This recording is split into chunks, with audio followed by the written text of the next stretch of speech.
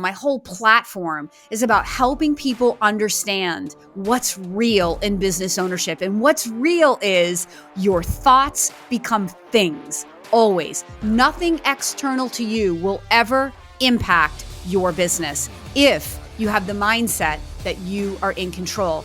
And I know this because I spent 8 years as an average performing franchisee in my franchise. And then 1 year later in 2011, I made history in my franchise for my family. I did over 350% more revenue in my 9th year of business than I did in my 8th or any year before that. This is the Entrepreneurs United podcast with your hosts, John St. Pierre and Rich Hoffman. Hey, entrepreneurs, we got a special guest for you today. We're sitting down with Kim Daly. She's a franchise consultant and for over 20 years has helped entrepreneurs go through the process of navigating and investing in businesses. Kim, thanks for joining us today.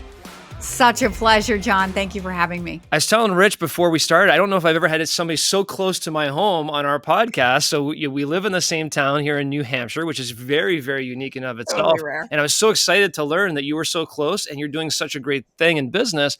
Talk to us before we get going on what you do today. Can you give us a little bit of a history of Kim Daly and really maybe a helicopter view of where you've come to this point? Yeah, it's the question we ask each other in franchising, like, how did franchising find you? Because it's not like we wake up as little kids and go, oh, yeah, next to my friend who wants to be a nurse, I want to be in franchising. Like, this says nobody ever.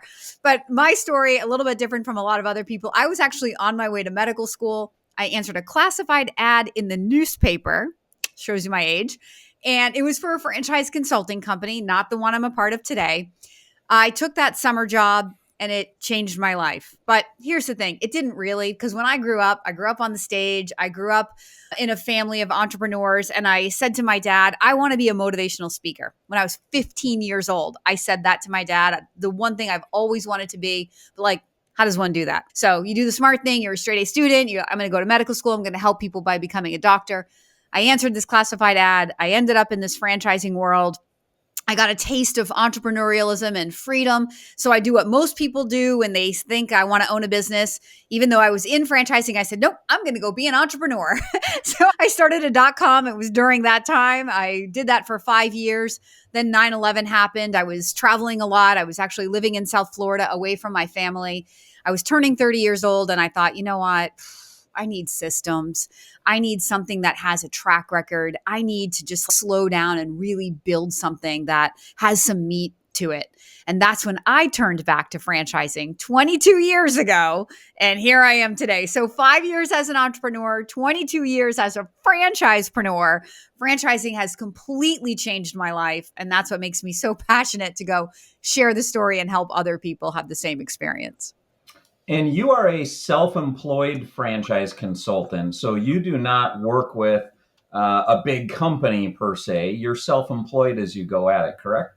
We are like franchisees. I am part of a network called Fran Choice. I would never do what I do out there completely on my own. So I'm supported by a corporate office called Fran Choice, and I pay royalties back to Fran Choice. We're set up exactly like a franchise, Rich, which is really the best way to be a consultant because there's just so many. It's the best way to own a business, right? Out there on your own in an island. It's just there's too much to figure out and do on your own. Collectively, we can come together and we have so much more power. When people work with you as a franchise consultant, what's different than working with other franchise consultants? You personally versus Fran Choice? I love that question. You should go to my YouTube channel because here's the thing. The greatest thing about me turning on the camera and creating a YouTube channel out of 2020 when I couldn't get on the airplane and host live events anymore was that I started to attract people that were attracted to my personality, right? So hiring or finding a good franchise consultant, it's going to be different for everybody. My personality is not going to speak to certain people. And for that, I'm grateful. Right? I want to work with people who enjoy me because this is a very personal experience, right? It's almost like when I was a personal trainer. I get to know people up close, their spouse, their families, their goals, their biggest fears about investing money, losing money. How am I going to be successful? So it has to be this right personality fit in order for it to be fun and open. in order for me to really be able to connect with somebody and help somebody. But what really sets me apart, especially in this day and age where there's a lot of people hanging the shingle out, calling themselves a franchise consultant, is I've been doing this for 22 years. I have relationships. The vast majority of franchisors that I work with, they're like my college friends at this point, right? Like we get together twice a year. It's like a good old college party. We've been together. They're people I know and trust. They're people that I know when I'm sending a good candidate to, they're not going to get screwed over. Not everybody. I do take chances on new franchisors, but by and large, it's just experience. I always tell people when I was in the personal training business, like what makes you get really strong? Like how do you get the lean toned body? It's time under tension. That same phrase works so perfectly in business ownership, right? How do you be successful in your business? How am I successful as a franchise consultant? It's time under tension, baby. Can you juxtapose an entrepreneur who opens a business without the backing of a franchisor? What are some things that experience has in common with the opportunity of a franchise owner? And what are some things that are different? Yep. So the commonality is you're in business for yourself, right? You have goals and dreams and you're self-disciplined and you're motivated to wake up and create. That's what we do as business owners. But there are huge differences. So there's a lot of myths and misconceptions about franchising, right? That it's not for truly smart people. If I have an MBA, I don't need a franchise. I'm smart enough to go do it on my own. I'm like, heck no. Most entrepreneurs, starting a business once in your life, they're the easiest people to convince of the value of buying down the learning curve of starting a business by paying that franchise fee. So the old adages in franchising, Rich, that you're in business for yourself, but not by yourself. This became critically important in 2020.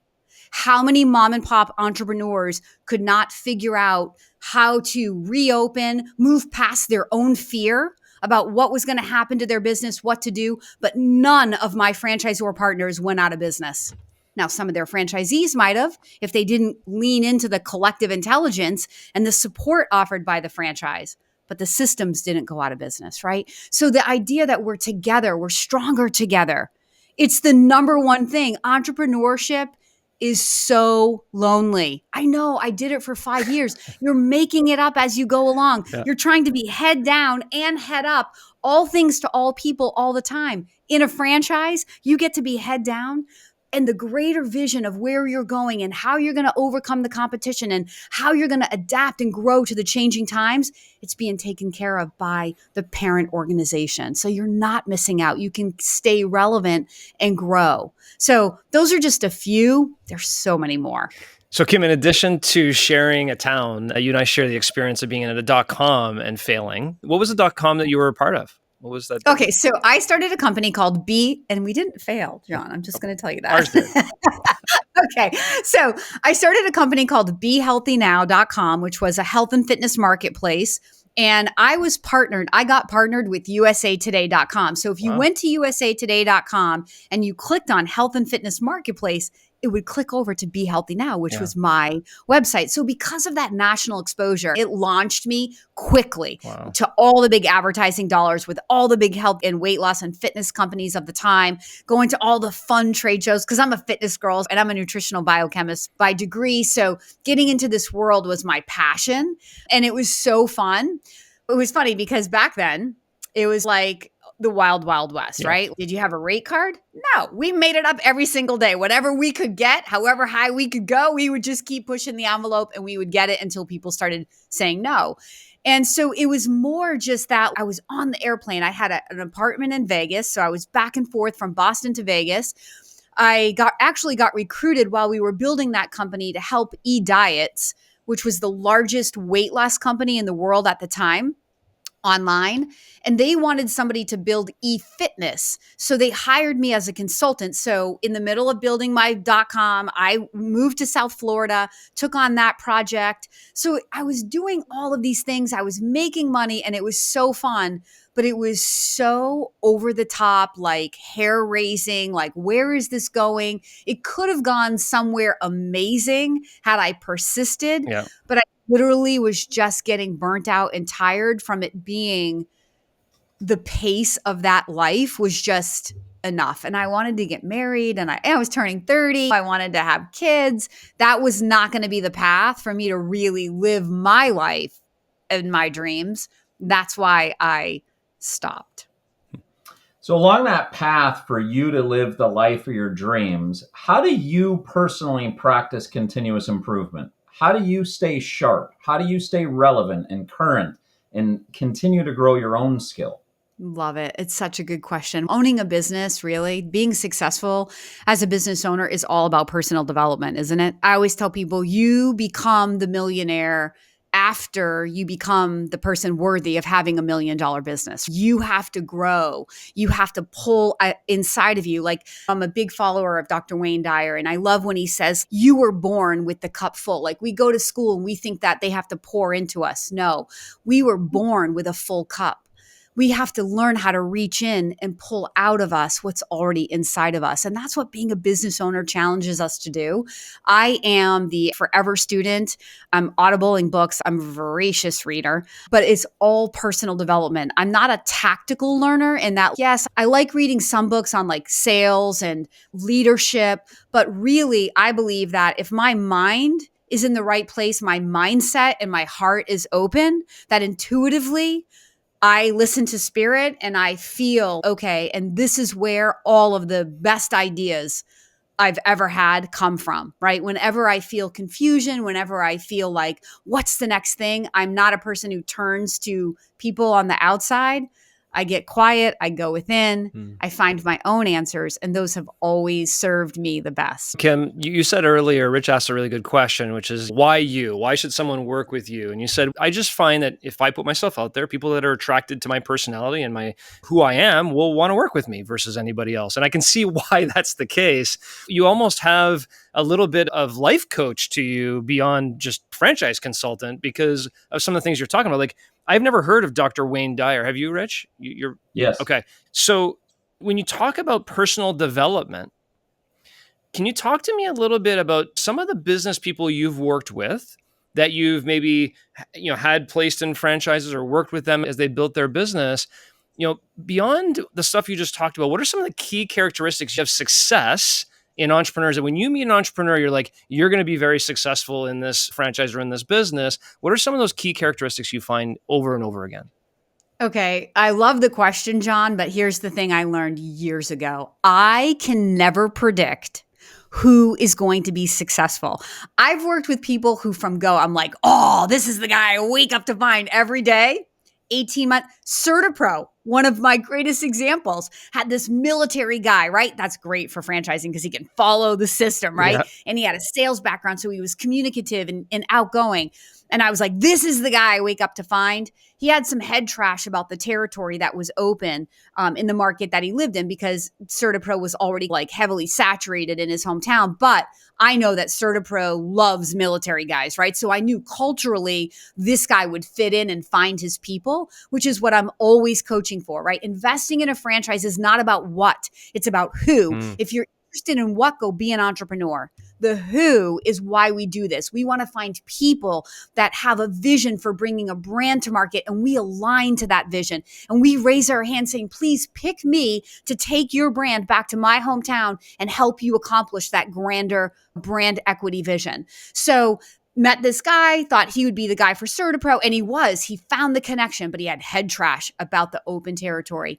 18 months later, they called me and said, he closed his doors. We want to know if you'll help us find another franchisee. I was like, what? Like, he never called me back. So probably because he knew that I would have challenged him to not let it go, like to be more persistent about it.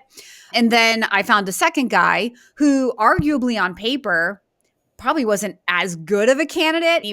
Anyway, that guy went on to be rookie of the year for CertaPro that year. He did over $1 million in his first 12 months in the same territory that the first guy, who I would argue was probably a better candidate on paper, said was not a workable market. So there's so much head trash that we bring as business owners. So when you call me a life coach, it's more like my job is to help people get out of their own way, right? My whole YouTube channel, my whole platform is about helping people understand what's real in business ownership. And what's real is your thoughts become things. always. Nothing external to you will ever impact your business if you have the mindset that you are in control. And I know this because I spent 8 years as an average performing franchisee in my franchise. And then 1 year later in 2011, I made history in my franchise for my family. I did over 350% more revenue in my 9th year of business than I did in my 8th or any year before that. Wow. We were in a recession. My franchise process stayed the same. So what the heck happened? I changed. I changed how I think, what I was thinking about, and how I showed up for myself every single day.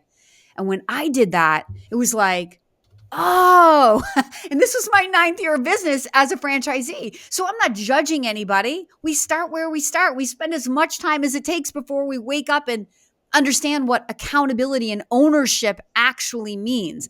Now, my job as a franchise consultant is to help people buy down that 9-year learning curve that I had to go through and be like, look, own it from day one. This is what I wish I knew in year one. Yeah. And I try to impart that, but you know what?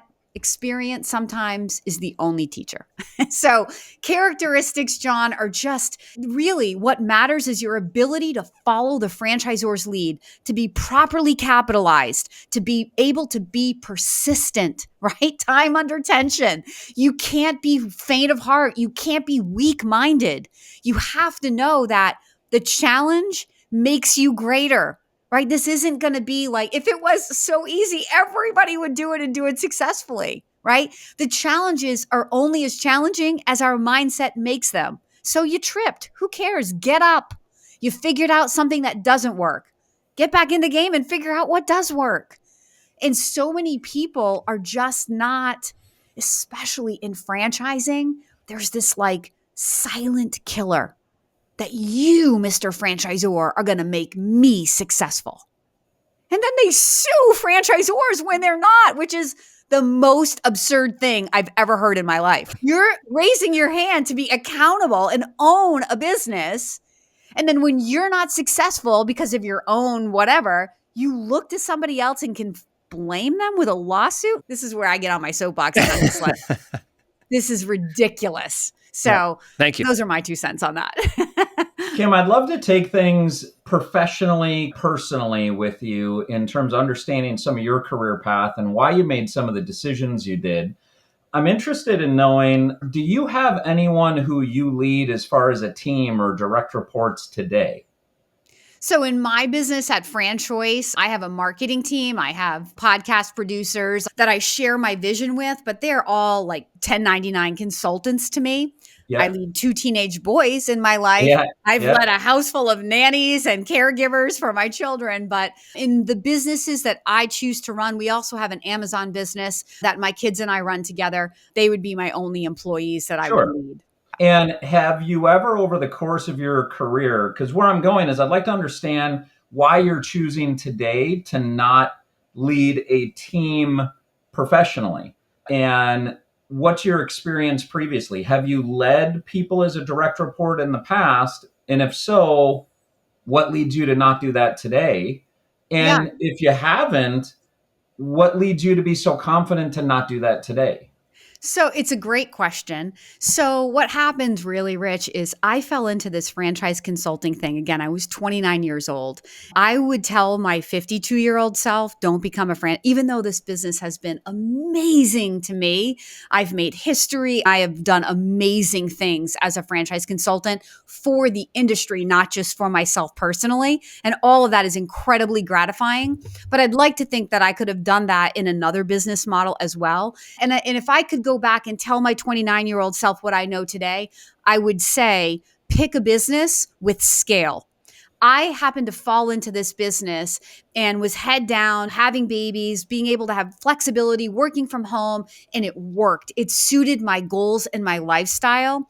And by the time I woke up and was like, wow, this is transactional. I really want to build something. Rich, I was so deep and I was so successful that it was really hard to want to change. But here's the thing, about 3 years ago, I started feeling like I got to do more. There's more in me. I want to build something with lasting value, something that will run when Kim's not there.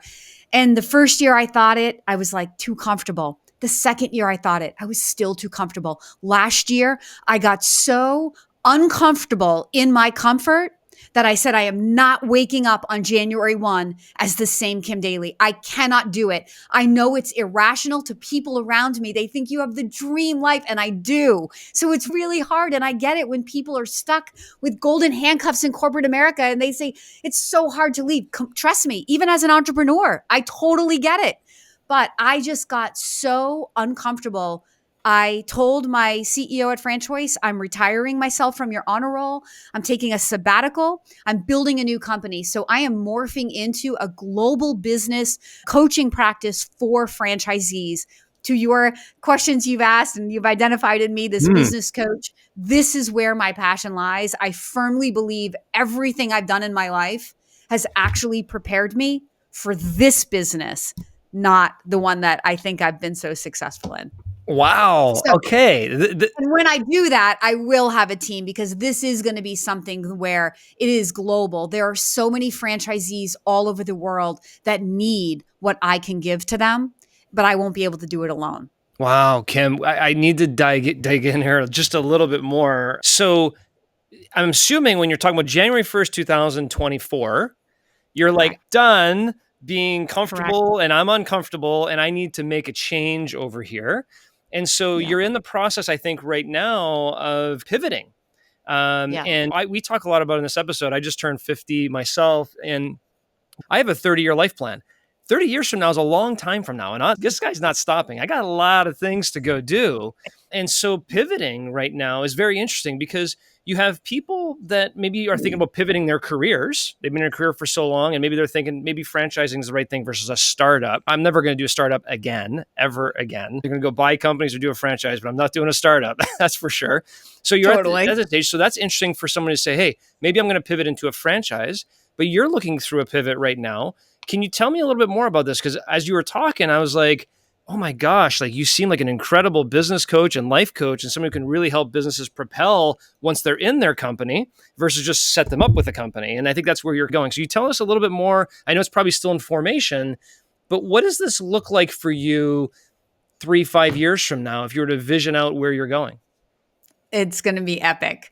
So what it really looks like is more like a personal development company. Like what I'll say to people is imagine Tony Robbins, but using the specific words of franchising, speaking right to the heart of the matter of franchisees. These myths and misconceptions about what you were owed, what you thought you were going to get, how your expectations weren't met. Somebody needs to help these people understand it's okay if your expectations weren't met. Number one, your expectations were probably wrong. Nobody owed you anything except yourself. And there's somebody here, Kim Daly, who can help you own your power and not feel like a victim of your circumstance. So it's a personal development company. It's really going to be built around a few life-changing books that I've read, that I've used as tools in my life that I will teach from, like The Strangest Secret by Earl Nightingale, The Science of Getting Rich by Wallace Wattles, which is the book that inspired Rhonda Byrne to write the book, The Secret, and then produce the movie. It's an amazing book.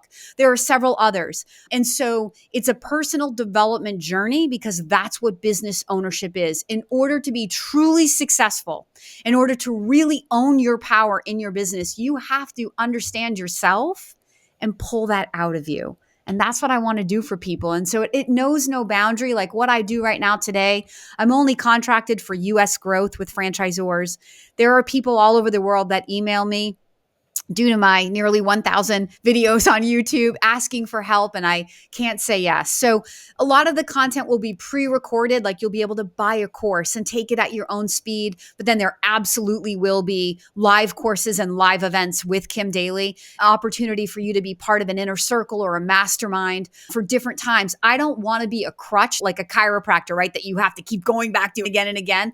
I want to set you free. So I want you to come to me. I want to empower you. And I want you to know what you have to do in order to go live the life of your dreams as a franchise owner. And if you find yourself again in another lull, you can come back and take another class, right? There'll always be more. So there will be a lot of mindset classes. There will also be tactical classes that I probably won't teach. I will bring other business coaches in to teach on like subject matter experts in exit strategy planning. I love business coaches who help people see, I want to build toward a 20 million valuation in 15 years and are able to work them back and then send them over to me for the mindset of staying the course, daily grind, right? I feel like my business is really more about the plan for perseverance, because that's what leads to success. It's time under tension. I can't say it enough times in this interview. And so, but that's where people lose it because they're not seeing success fast enough. They think they're not on track, right? You go on a diet and the scale doesn't immediately register and you think you're not doing the right things. No, stay the course. Those are some of the goals that I have. And to your point, or in the second half of the year, I thought I would be a little further along, as most entrepreneurs do. My expectations were a little bit wrong. But you know what? I spent a lot of money.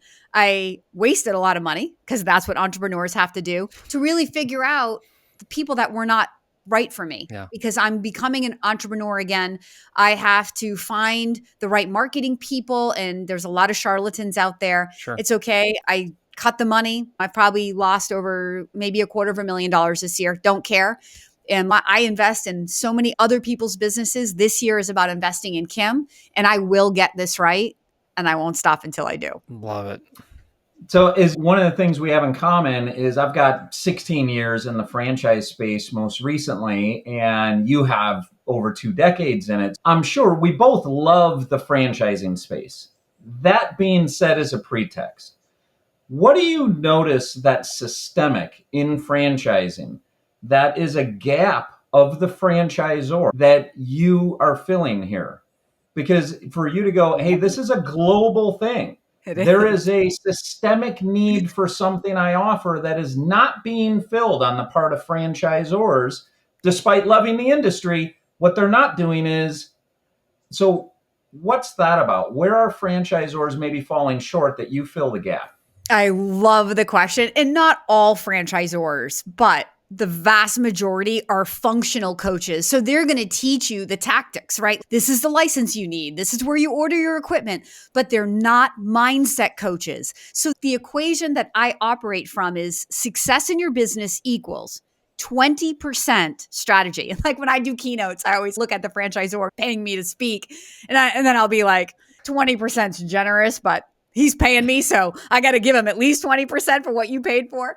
But 80% mindset, how you think, how you talk, and how you act. And then I go back to my story. My franchise process has been the same for 22 years. I have had 2 very different realities. We were still in a recession in 2011 like we were in 2010. And I did over 350% more revenue. How do you explain that? If all the constants were the same, what happened? And that's where I meet them. So I say, I'm not an expert. I'm not some business coach who learned this in a textbook and now I'm talking at you. I'm your peer. We're having a conversation. I'm talking right beside you. I'm living the life that you live. I am a franchisee. I'm a little bit ahead of you. I figured out a little bit more, maybe, if you're struggling and I'm not. And that's why we're having this conversation. So it's about people waking up and being like, I thought I was going to live a certain life as an owner and I'm not. How do I get there? That's the gap that I want to fill. And franchisors, to the best of my knowledge in 22 years, they're just not meeting franchisees there. But how much do even the franchisors want what I'm going to sell? Because if their franchisees are happier and showing up for their moment, they're going to make more money, which translates to more royalty dollars back. So my business model will have a wholesale model direct to all these amazing franchisors that I have 22 years of relationship with. And then a retail model for those who just find me through social media. Love it. Kim, if people want to get more of you, how would you like them to do that? My website is The Daly Coach, DALY, thedailycoach.com, but you can also at The Daly Coach across all socials. I am across all of them because I have an amazing team, not because I spend any amount of time on social media. Thank you for joining us today. It was a pleasure. You asked amazing questions. Thank you. Stay tuned as John and Rich unpack today's conversation. John, she said it early on, and she said it again a time or two, is this concept of time under tension. And I can tell you, over the last year and a half, since I've transformed myself physically and getting into the triathlon space after having been kicked off of a roller coaster ride on August 14th, 2022, that time under tension concept is something that my trainer has taught me as well. And it's not just simply pushing up weights and doing it as fast as you can or pushing up as much as you can. It's that keeping the muscle under tension is what grows it. It's why plyometrics works. It's why resistance training works, is it's time under tension. Wow.